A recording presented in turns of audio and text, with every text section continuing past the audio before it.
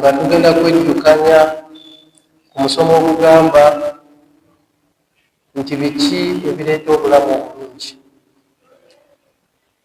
Abanadamu fenna ku duniya kuno tuwangaala nga buli omu ayagala kuwangaala bulungi, era tewali ku nsi kuno atayagala bulamu bulungi. Ate era Allah subhanahu wa ta'ala ne mu kututonda okutussa ku nsi kuno byonna bye yatuteekerateekera, amakubo gonna ge yatuteerawo gonna gaali galuubirirwamu kuba nti nno tuba mu bulamu obulungi. Abanadamu bangi bwe boogera ku ky'obulamu obulungi, ekisooka okujja mu bwongo bwaffe kwe kulowooza ku ssente nnyingi. Abamu balowooza ku bitiibwa, nti oli bwabeera n'ebitiibwa eby'amaanyi aba alina obulamu obulungi. Abamu balowooza mu byansula, oli bwasula awalungi, bwavuga emmotoka ey'ebbeeyi. Baduwa Allah ab'ebitiibwa, obulamu obulungi obwa namaddala tebutunuulidde bintu ebyo. Allah subhanahu wa ta'ala atutegeeza mu surati Nahl aya ey'e97 ng'atubuulira ku bimu ebikola obulamu obulungi. Ekisookera ddala Allah yatugamba baada a'udhu billahi minash shaitani rrajim, n'agamba nti nno man amila salihan min dhakarin aw untha wa huwa mu'min falanuhyiyannahu hayatan tayyiba. Allah yatuwa obweyamu, ate obweyamu bwa Allah buba bwa mazima. Allah tava ku ndagaano ye. Allah yagamba nti oyo yenna akola emirimu emirungi, kyeyasoosa yagamba oyo yenna akola emirimu emirungi, imma mu bakyala oba mu baami. Teyayawula nti oba baami bokka, nedda. Ekitegeeza emirimu emirungi buli omu gimukakatako, era ffenna tugenda sasulwa ku ekyo kyetwakolanga ku duniya kuno. Tojja gamba nti ati nze nali mukyala, nze munnaye ibaada saasobolanga zikola bulungi, nedda. Ffenna tulina okukola ibaada, ate ffenna Allah agenda tusasula. Kati Allah atugamba nti oyo yenna akola emirimu emirungi mu bakyala oba mu baami, wa huwa mu'min, omwana adamu oyo nga mukkiriza, ekakwakulizo ke yateekako. Keyasooka oteekako nti okola emirimu emirungi ng'oli mukkiriza. Lwaki? Lwakuba nti waliwo abakola emirimu egyo emirungi nga si bakkiriza, nga takkirizanga Allah. Bantu bangi tubalaba mu mbeera gye tuwangaliramu, n'akola ebintu bingi, n'asaddaaka, n'akola ki, naye nga takkirizanga Allah subhanahu wa ta'ala. Mwanadamu bw'otakkiriza Allah ne bw'onaakola emirimu egyenkana gitya, owa Allah tekigenda kukkirizibwa. Kyova olaba akakwakuliza akamu ku kakkirizisa emirimu gy'omwanadamu mu maaso ga Allah, olina okubeera omukkiriza. Omukkiriza yakkiriza Allah subhanahu wa ta'ala. Omukkiriza akakasa nti Allah ye mulezi we. Omukkiriza akakasa nti Allah yamuyinako obuyinza. Omukkiriza atalowooleza mu mbeera ndala kasita aba nga alina kyonna Allah kyamugeredde nakyo. Kati oyo omukkiriza, oyo yenna akola emirimu emirungi nga mukyala oba mwami, nga mukkiriza, Allah amuwadde obweyamu, n'amugamba nti nno falanuhyiyannahu hayatan tayyiba. Omwanadamu oyo tugenda kuwa obulamu obulungi. Obulamu obulungi Allah subhanahu wa ta'ala bukusuubiza kasoyimirizawo ebintu ebirungi. walanajziyannahum ajrahum bi ahsani ma kanu ya'malun. Allah n'agamba nti era nti ajja kusasula empeera, ajja kusasula empeera ey'amaanyi ku ebyo bye wali okolanga ku nsi kuno. Bimaana nti ku nsi kuno ajja kuwa obulamu obulungi, ate ne ku lunaku lwa kiyama Allah akusasulemu empeera bye wakolanga.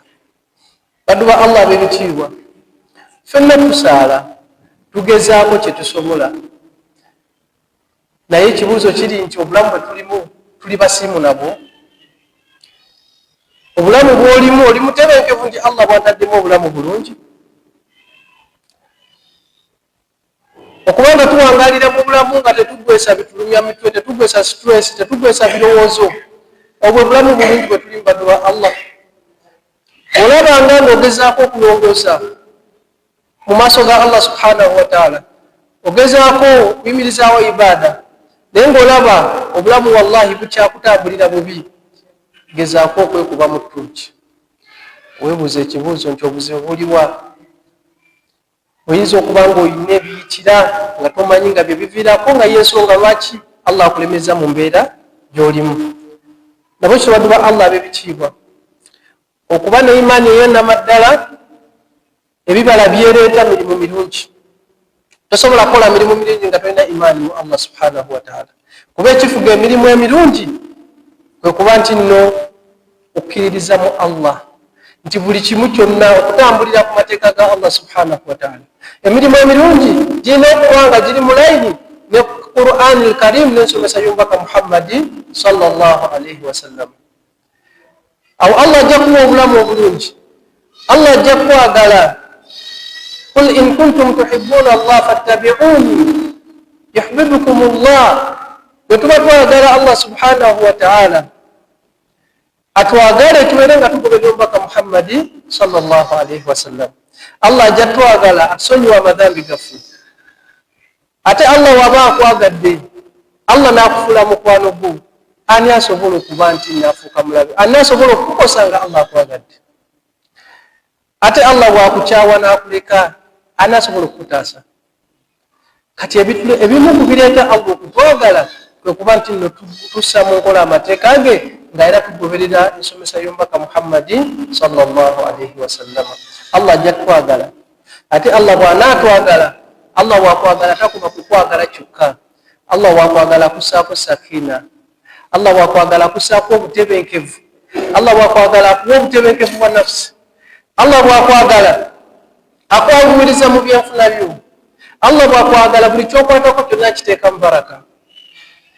Allah bw'akwagala akuwa amagezi n'oba ng'olaba ebintu mu mbeera abalala gye batabirabiramu, kye bayita hikima. Allah bw'akwagala akuwa hikima. Kati ebyo byonna byonna Allah bikuwa kubeera ng'obadde mu bantu abakkiriza Allah ne bakola ebyo Allah bye yalagira ne tugoberera n'omubaka Muhammadi sallallahu alayhi wa sallam. Era ekyo byebimu ku bituyamba okuba n'obulamu obulungi, obulamu obulimu obwakkanaa, obulamu obubeerawo ng'olimu mativu n'embeera yonna gy'oba olimu. N'ekyo kyonna ky'ofunye. Naye lwaki obulamu bwe tulimu si bulungi? Obulamu bwe tulimu kuba nti nno amateeka ga Allah tugaleeseetayo ne tudda ku byaffe. Agenda mu maaso n'atugamba ensonga ey'okubiri mu bimu ku bintu ebikola obulamu obulungi nga mwe muli okubeera nti nno tujjukira nnyo Allah subhanahu wa ta'ala. Dhikirillah. Okujjukira Allah, dhikirullah kintu kikulu nnyo. Okujjukira Allah subhanahu wa ta'ala, okumwogerako akadde konna, okumutendereza, okusoma Qur'an, okukola kwa dhikari, bye bimu ku bireeta obulamu obulungi. Allah agamba nti alladhina amanu wa tatma'innu qulubuhum bi dhikrillah, ala bi dhikrillah tatma'innu alqulub. Nti abo abakkiriza ne batebenkeza emyoyo gyabwe n'okujjukira Allah, n'okwogera ku Allah. Allah atugamba nti bannaye temumanyi ng'okujjukira Allah kyekintu ebimu kubireetera nafsu okuba nga ntebenkevu, kubireetera omutima gwe okuba nga mutebenkevu. Nabo kirwadde ba Allah b'ebitiibwa, tujjukire nnyo Allah subhanahu wa ta'ala. Yunus alayhi salam, Allah subhanahu wa ta'ala bw'amala okumugerera, ekyennyanja ne kimumira. Ekyataasa Yunusu yali nsonga emu bw'eti yakujjukira Allah. Allah agamba nti nno falawla annahu kana min almusabbihin lalabitha fi batnihi ila yawmi yub'athun. Yunus abamutaba mwabo abantu abaali bajjukira Allah subhanahu wa ta'ala mu kaseera nga Allah tannamugerera buzibu bwe yafuna obwo. Allah agamba nti yali agenda kuleka Yunus mu lubuto lw'ekyennyanja olwo paka kiyama bwe yandiyimiriddewo. Naye tunuulira ekyayamba Yunus kujjukira Allah. Nabo kirwadde ba Allah ab'ebitiibwa, okujjukira Allah kintu kikulu nnyo, kituwa obutebenkevu mu nafsi. Stress zetuba nazo, olina ebirowoozo, olina ebitusumbuwa, ono fiizi, ono landiroodi, ono ki waka bwetaavu, embeera oluusi egaanye wekwateko kwa dhikari, Allah ajja kutebenkeza. Yunus ekyamutaasa kubanga yali ajjukira Allah, taarafu ila llahi fi rrakhai yarifuka fi shidda. Allah subhanahu wa ta'ala tumujjukire nnyo, tumumanye mukadde ketubeereramu mu mirembe gyaffe. Allah bwe tunaafuna obuzibu nga tumwetaaga, Allah subhanahu wa ta'ala ajja kubanga atwanukula, ajja tuteerawo amakubo. Nabo kityo bantu ba Allah ab'ebitiibwa, okujjukira Allah kintu kikulu nnyo, okujjukira Allah kintu kikulu nnyo. Era oyo yenna yenna anaaba takikoze, Allah kyova olaba akuwa obulamu obwakanyigo. Allah agamba nti nno waman arada an dhikri fa inna lahu maishatan dhanka. Oyo yenna yenna alagajjalira okuba nti najjukira ku Allah, alagajjalira amateeka ga Allah subhanahu wa ta'ala, alagajjalira okubanga afaayo eri Allah subhanahu wa ta'ala, Allah agenda kubanga amuwa obulamu obwakanyigo. Allah ajja kuwa obulamu ng'obulamu obwo buzibu. Nabwe kityo tubeerenga tufaayo nnyo ku Allah subhanahu wa ta'ala ku mateeka ge. Bwe tunaabanga tetufuddeyo ku mateeka ga Allah subhanahu wa ta'ala, tetufudde ku Allah subhanahu wa ta'ala byatwetaaza, ajja tuwa obulamu obuzibu. Kyova olaba obulamu bwewangaaliramu, bwe bubanga obulamu saawa yonna obeera mukuwemulugunya oba mubikaluubiriza oba mu bizibu saawa yonna, beera nga weetunulamu, weekuba ettooki mu nafusi, weekuba ettooki mu mutima gwo, wandibanga olina ekizibu nga gwe omuntu. Onoonye ekizibu ekyo kiriwa, obeere nga weetereza, wegaba amazambi ogaveeko, okole tawuba, wenenye eri Allah subhanahu wa ta'ala, amazambi ogaviireko ddala. Allah subhanahu wa ta'ala ajja kubeera nga akutereereza obulamu bwo. Nabo kityo bantu ba Allah ab'ebitiibwa, tubeerenga tujjukira Allah kadde konna. Allah subhanahu wa ta'ala ajja tuwa obutebenkevu obw'emitima gyaffe. Ensonga endala kuzimu ku nsonga nga bwe tuba tuzeekutteko zijja tuleetera obulamu waffe okubanga bulungi, nga tuwangaala bulungi. Arida biqadarillah, okubeera nga tuba basiimu n'okugera kwa Allah subhanahu wa ta'ala. Bantu ba Allah ab'ebitiibwa, ezimu ku mpagi ez'obukkiriza mwe muli okuba omuntu akkiriza mu kugera kwa Allah kwaba ageze kwonna, khairihi wa sharrihi, kulungi oba kubi, kwengeri gy'okulabamu yonna yonna era ng'oba musiimu. Kuba otaaba musiimu nakugera kwa Allah subhanahu wa ta'ala, tojja tebenkera na bulamu.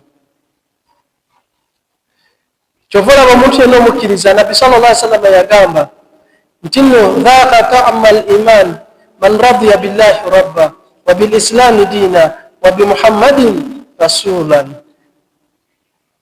Nabbi sallallahu alaihi wasallam yagamba nti omuntu akomba ku buwombo obwa imaani akkiriza ebintu bino wammanga, nti Allah ye mulezi we, era obusiraamu yeddiini lye, era omubaka Muhammadi sallallahu alaihi wasallam ye nabbi wa Allah, mubaka wa Allah.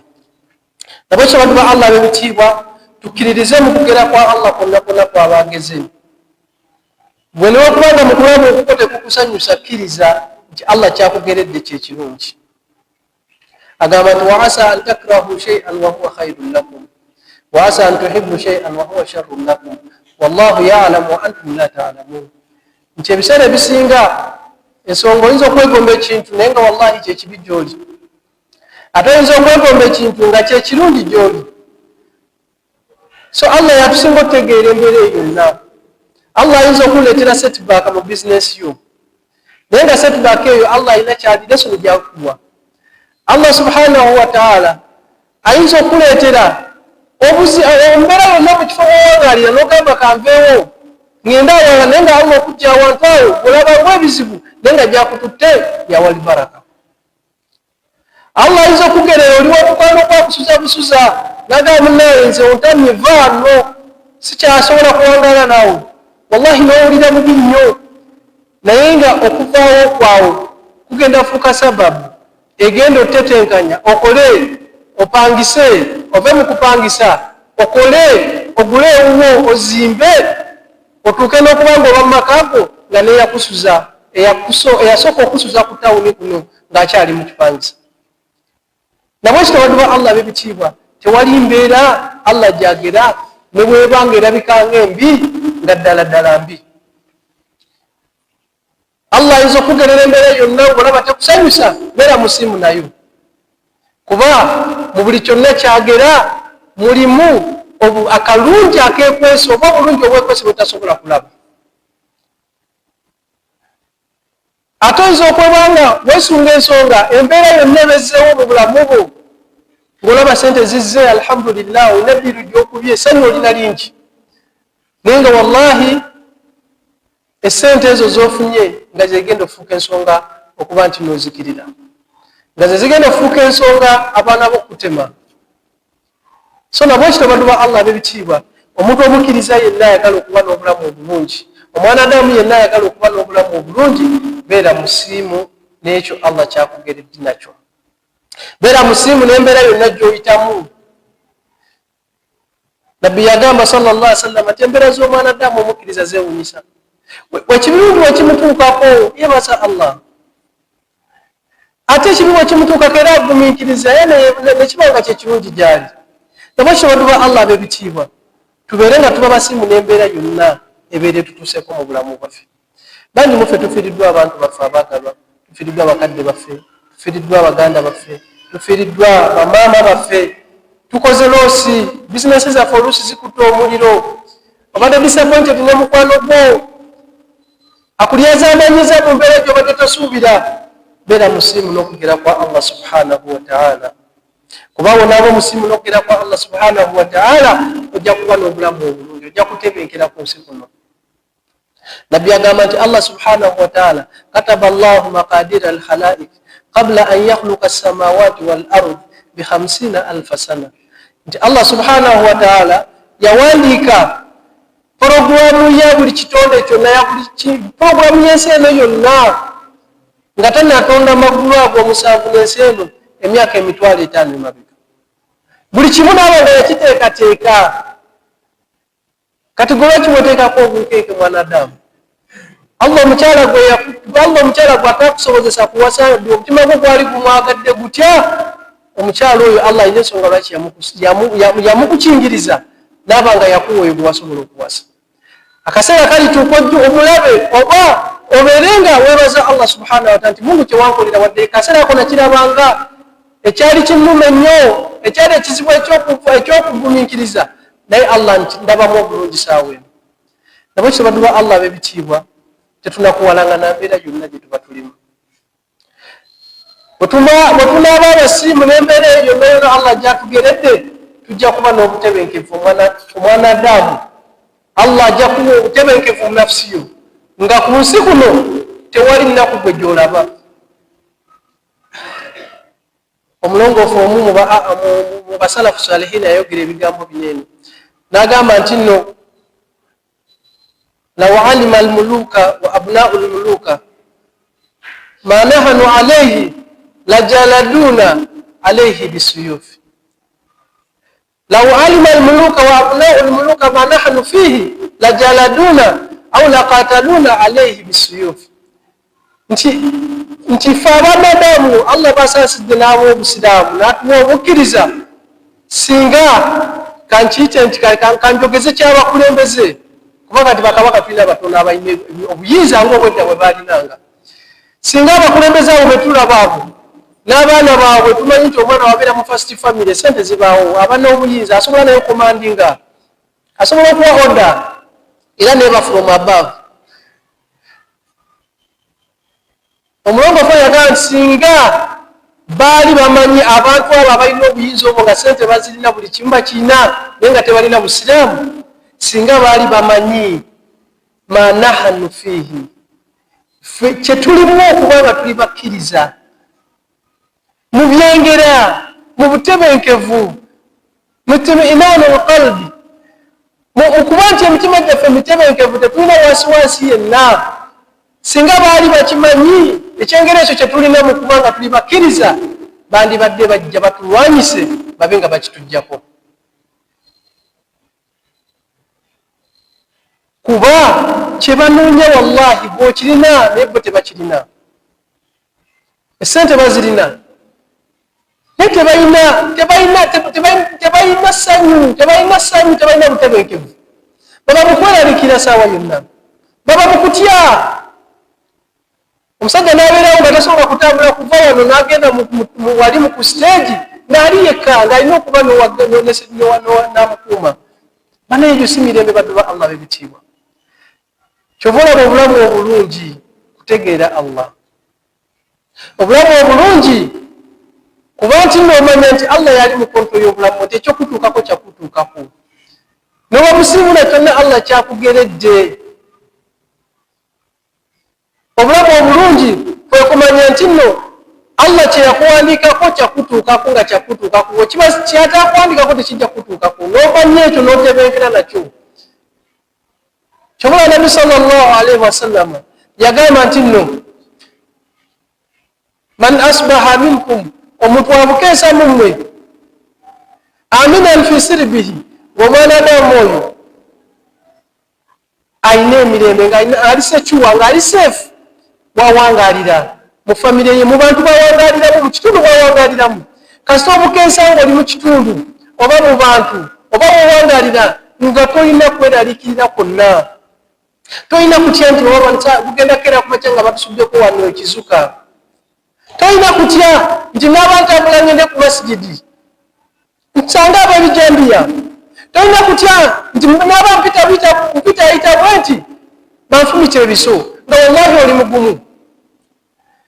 Nabbi yagamba nti bw'obukeesanga ku makya ng'oli secuwa, ng'oli seefu mu mbeera eyo, muafan fi jasadihi, nga obulamu bwo bulungi, nga Allah akuwadde obulamu obulungi. Toli mu bantu abali kwewuuba mu Cancer Institute. Toli mu bantu be baligamba nti saawa eno wakubeera ku kitanda kuno okumala emyezi 6, nga Allah akuwadde obulamu obulungi. Of course obulamu obulungi tebugulamu bulwadde buno bwa Panadol bwaki. Ekyo tekitegeeza nti tolina obulamu bulungi. Gyeri abanadamu nga bageredde obulamu nga bw'omutunulako wegomba nakaawa amaziga. Nabwekyo Allah bwakubanga bwakutadde oli seefu, akuwadde obulamu obulungi, indahu qutu yawmihi, nga Allah akuwadde ekyokulya, akuwadde ekyokulya. Allah Nabbi sallallahu alaihi wasallam yagamba nti fakaannama hizatu lahu dunya bihadhafiriha, nti Allah subhanahu wa ta'ala abeeranga akuwadde duniya yonna okuwa ebintu ebyo ebisatu. Ebintu ebyo ebisatu banadamu baganda bange ab'ebitiibwa, ffenna mu nsi muno bye tunoonya. Alwanira obukulembeze, alwanira obukulu mu kampani, alwanira omulimu gwonna, alwanira ssente, aluluukana, buli omu yenna anoonya bintu ebyo bisatu. Kyova olaba ffe abanadamu Allah bawadde obusiraamu. Allah bwakuyamba n'otegeera Allah n'osaba mukola byakulagidde, naba ng'akuwadde ekyokulya, bwakutadde oli seefu. Tekikwetaagisa kuba n'emmere gy'ositookinga mwezi okuba omutemu musiimu ne Allah subhanahu wa ta'ala. Nabwekyo bantu ba Allah ab'ebitiibwa, ffenna Allah waba akuwadde ebintu ebyo ebisatu bikumala okuba ng'oli mutebenkevu, ng'olimu obulamu bwo bulungi. Milioni zeziga nnyo okuba nga zijja zisooka ozireke. Gwe kola ky'osobola, ebisigadde bikwase Allah, ojja kuba mutebenkevu. Guno nayagala nzimbe kapuloti mube kyagaanye. Relax, teweteeka ku stress, ogenda kwerumya, ogenda kufuna endwadde z'otamanyi olw'okuba oyagala buli kyoyagala kitambule nga bw'okisuubira.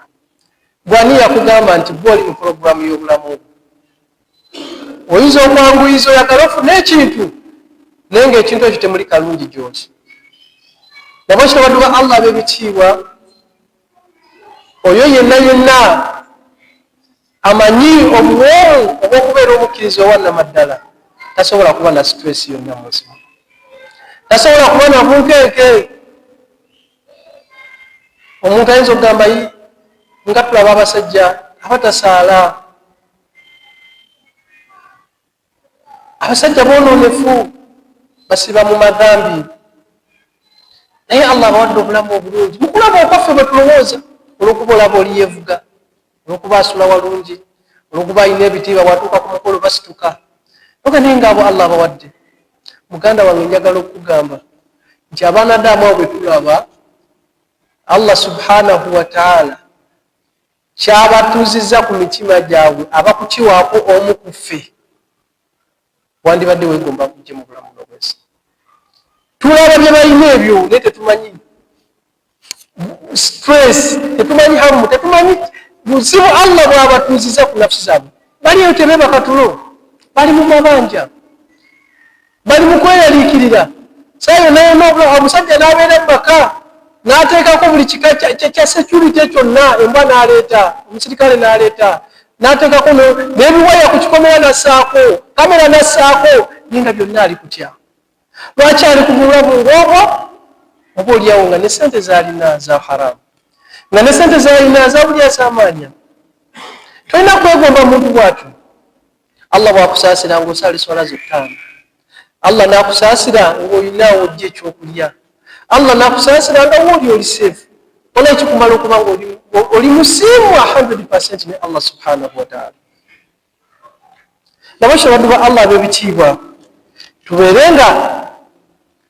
tubeerenga tutukkiriza Allah mu kugera kwonna kw'aba atugeredde. Tujja kubeera abantu abasiimu ne Allah subhanahu wa ta'ala. Tujja kuba n'obulamu obulungi Allah ajja butuwa. Tujja kuba n'obulamu nga tetweraliikira kintu kyonna. Ensonga ey'okuna mu nsonga oba mu bintu ebikola obulamu obulungi. Mu bintu ebikola obulamu obulungi mwe muli atawakkulu ala Allah, omwanadamu okubanga yeesigamira Allah subhanahu wa ta'ala, okwesigamira okwannamaddala.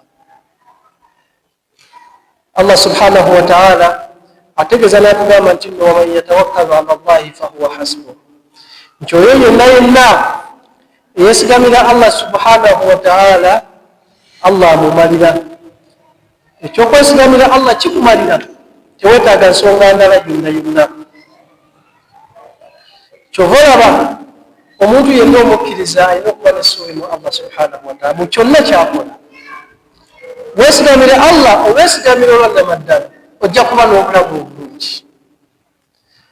Bw'onaaba teweesigamira Allah, ojja kubeeranga mu mbeera nga yakusaawa yonna yakweraliikirira.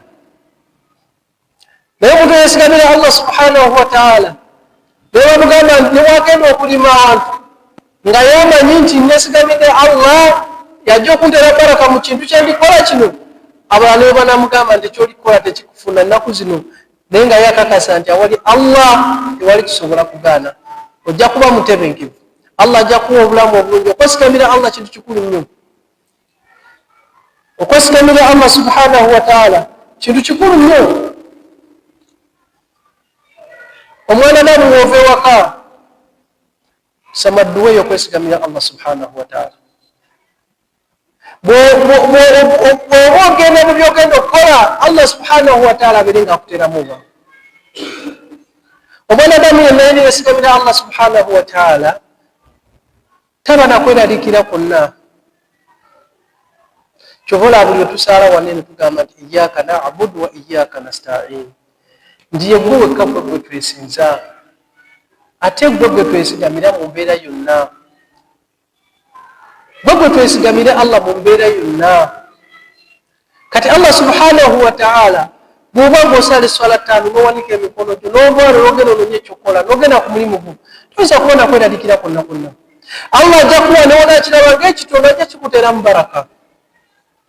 Nabakyo baddu ba Allah b'ebitiibwa, okwesigamira Allah subhanahu wa ta'ala bye bimu ku bintu ebireetera obutebenkevu bw'emitima gyaffe gineeno. Bye bimu ku bintu omuntu n'akulaba nga olina kitono naye ng'ate onyirira, ng'olina kitono naye nga wallahi teweeraliikira, tolaganako nti ng'olinga ali mu nnaku. Kiva mu kwesigamira Allah okwannamaddala. bwesigamira Allah mu buli kyogenda okukola kyonna nga Allah gwe weesigamidde nagwe okulembeza, Allah akikuteramu baraka. Ate weesigamira ebitali Allah oli most likely okubanga ofuna khasara, oli most likely okubanga ofuna ebizibu byotamanyi. Kyova olaba oba nekyogenda okukola kyonna weesigamire Allah.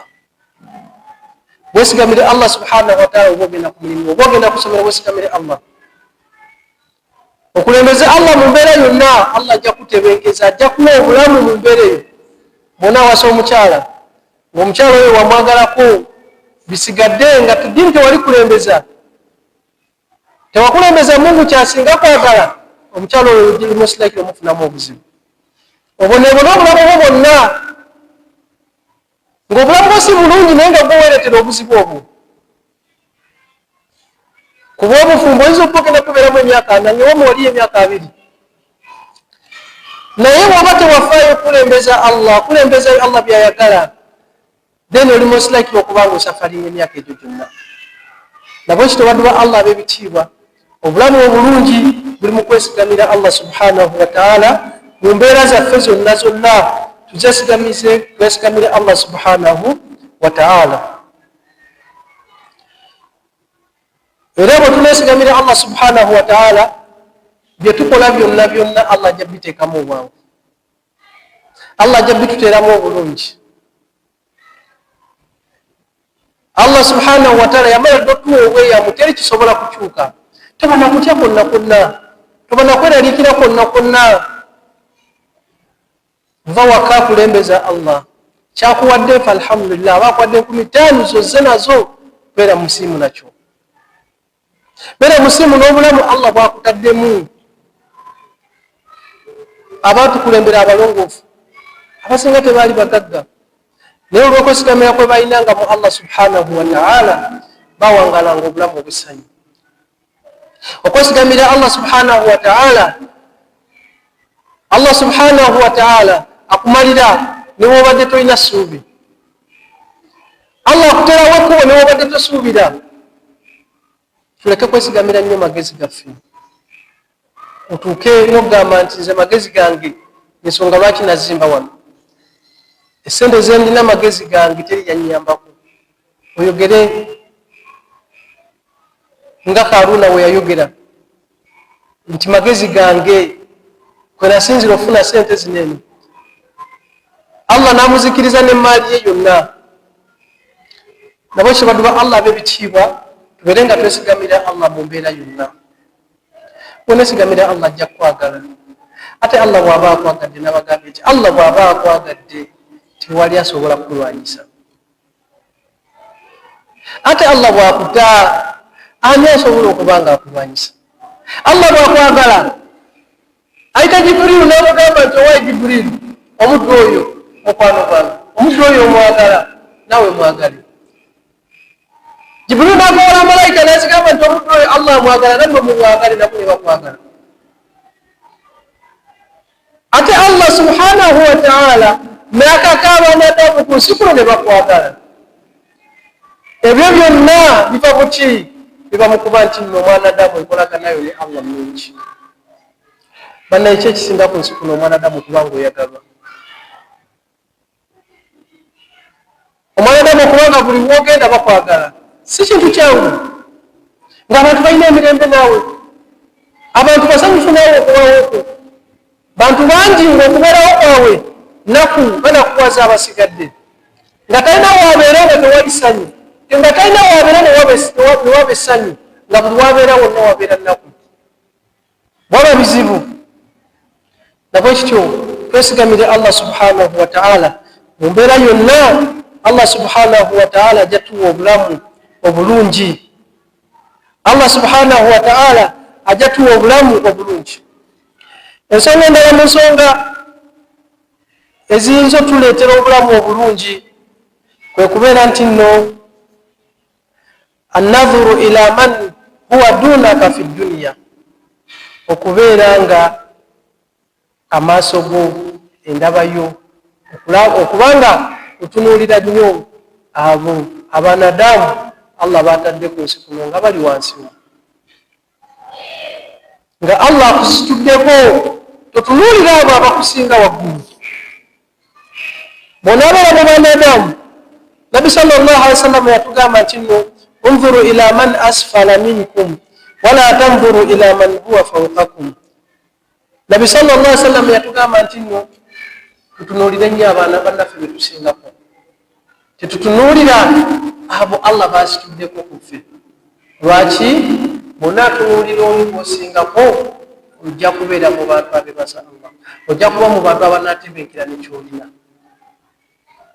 Bw'obanga saawa zino opangisa, tunuulire omwanadamu gwe basusa okususa. Obanga saawa zino osobola okugula engatto n'oyambala, gyeri omwanadamu nga talina ssuubi lya kugula ngatto mu bigere bye, nga imma Allah yamutondanga engatto kigera kino kisobola kgenda mu ngatto. Bw'obanga tonnafukwera, tonneraliikira, tonnakomplaininga kuba nti tolina kagaali, tolina kapiki, tunuulire omwanadamu nga ye basitula musitule, nga bw'osobola n'okutambula n'ova wano n'ogenda mu kifo gundi naye oli basitula musitule.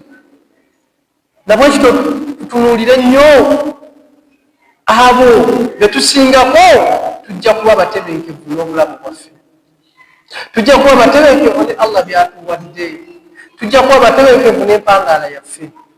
Ne bwe tunaatunuulire nnyo abatusingako, tujja kuba mu bantu abatasiima, tujja kuba mu bantu abeemulugunya saawa yonna tulomukomplaininga. Lwaki sinze Allah gwawadde mutuke? Lwaki ffe abasuula mu kayumba bwe kati? Lwaki sinze alina omulimu bwe guti? Mu motoka zonna eziyita ku kuboko ya Rabbi ne mugula eyange, Mungu namukola ki? Nga byebyo ebigambo by'oyogera. Weebaze Allah ng'otunuulire bw'osingako. Kyova olaba kirungi nnyo tutambulengaku bannaffe mu malwaliro, tugendeko mu makomero eyo.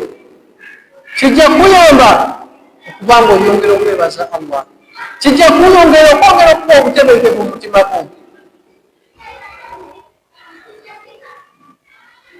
Bangi Allah subhanahu wa ta'ala ng'abawadde, naye nga wallahi bwakuwadde byatabawadde. Abantu balina sente naye nga banoonyeza abaana, wallahi babuze. Mugomba bonna bwe tumanyi nga n'okuba nga kyetaagisa kyonna asobola okukikola, naye nga Allah yabamu omwana. Nabwe kityo batuba Allah b'ebitiibwa, tutunuulire be tusingako, tutunuulire ebyengera Allah byatuwadde nga gyeri abatabirina, tuleme tunuulire ebyo Allah byatanatuwa, tubeere basiimu n'ebyo Allah byatuwadde, tumwebaze Allah subhanahu wa ta'ala. Bwe tunamwebaza Allah ajja twongera. Bwe tunabeera mu bantu abatebaza Allah, tujja kubeera mu kutomba saawa yonna nga tetulina butebenkevu mu mitima gyaffe.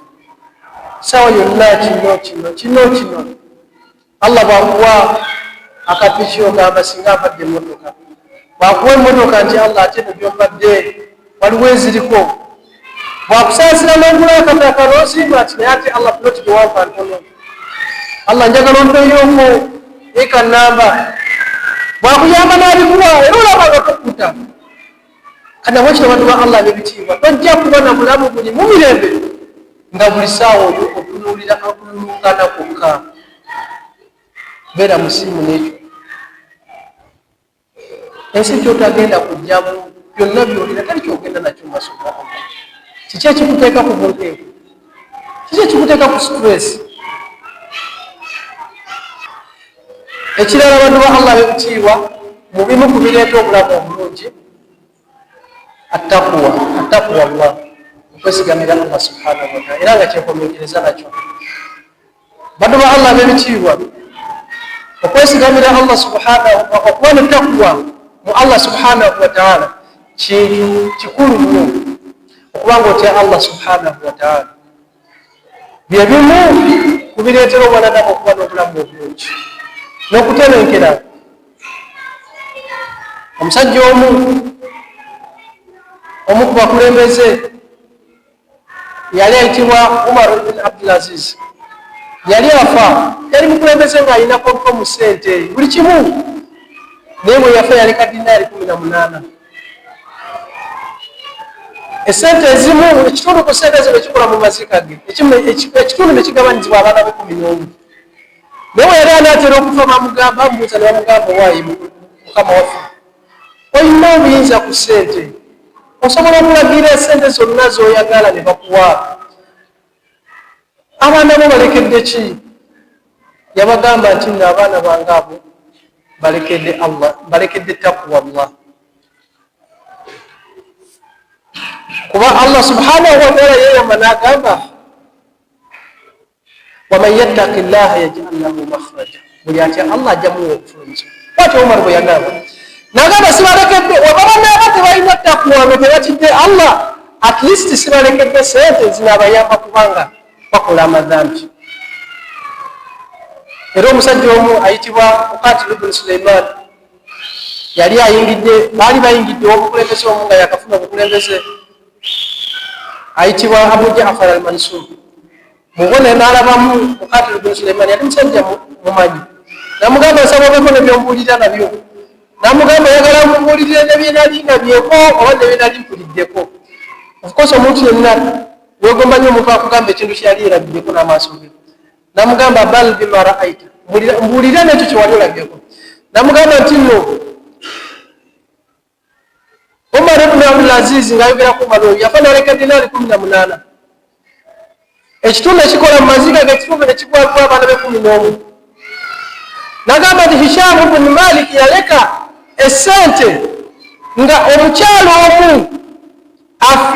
omu bakyala abana be yaleka omukyalo omu ng'afuna dinaali 8,000 n'abaana be 11 nga bonna buli omu afunye kyafuna n'agamba nti nno neerabirako n'amaaso gange nendaba omu ku baana ba Umar ibn Abdul Aziz ng'asaddaaka engamiya 10 mu kkubo lya Allah nagamba nendaba omu ku baana ba Hisham ibn Malik bwe yalekera sente nnyingi naye nga tebalina kutya Allah tebalina taqwa ng'ali mu katale ali kusabiriza nabwe kibaddu ba Allah kituyigamu ki nti okutya Allah subhanahu wa ta'ala byebimu kubireeta obulamu obulungi okutya Allah byebireeta omwanadamu kubanga oba n'obulamu obulungi Allah ajja kuteerawo amakubo mu mbeera yonna yonna